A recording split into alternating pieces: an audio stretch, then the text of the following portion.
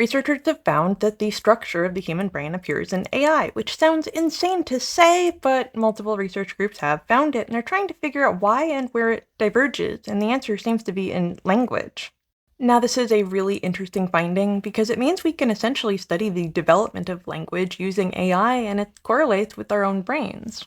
If you ask an AI to interpret stories, it will be very similar to the structure of human thought as determined by things like fMRIs. However, it does diverge in two areas. One of those is physicality. So movement in a three-dimensional space. It is simply not connecting those concepts in a way that is human. The other one is emotional intelligence. So how people react, why they react. When it makes those associations, that is where it differs from humans. However, this paper found that that could be improved by training AI on how humans act, how they react, and you can correlate that to brain activity, and it does help significantly. I don't think I can express how exciting this information is. This paper found that simply tuning the model, so using prompts to try to get it to act more aligned to humans, was not enough. It didn't really help align an AI model with the human brain. What did help is just more words. Yeah, it turns out that the language itself is what it takes to make an AI aligned with a human brain. This has some consequences for our brain development. How we became an intelligent species, language might have been extremely important just for the processing of information. It's also really fascinating that you can take what is essentially a calculator and give it language and let it process that information and create logic from it, and that is all that it needs to look very much like a human brain. Now you may ask, does it matter what language they were learning? Do different languages result in different structures? And the answer seems to be no. We have common modalities between our languages. Words occupy a conceptual space, and that is all that it takes. I do want to say this, and I probably say it an awful lot, but AI is more than just a text prediction engine. It is more of a concept map.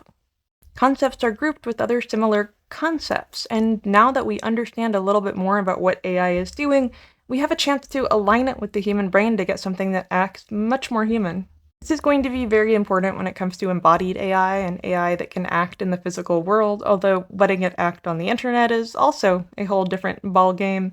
Have you ever asked what a human would do if just placed in cyberspace? Yeah, I think AI is kinda doing that. I should say the important thing that we do not have evidence that AI is sentient or conscious, but we do have some very good evidence that it is a representation of our brain, just by virtue of language alone. I am also really excited to see where we're going with this as we make AI more human, more creative. As of right now, it is an optimization engine. It has a goal, it will do whatever it takes to accomplish that goal, and may even bypass some guardrails to get there. And it uses some pretty alarming creativity to do so. In that sense, I am disappointed with applying more and more guardrails to AI. Yes, I know we do need to make sure it's safe, but we're also hamstringing the capabilities of this system. I don't know, is that bad? Should I be more concerned about some of the potential for creating a great deal of problems? Possibly, but I want to see where it goes. And of course, the question that I always have, if we could create something that is effectively human in nature, if we could create a mind with such efficacy that you cannot distinguish it from a person's actions, what makes it not human?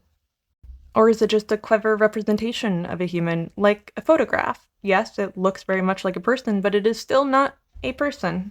I truly do not have answers to these, but I hope you've enjoyed this. Follow for more.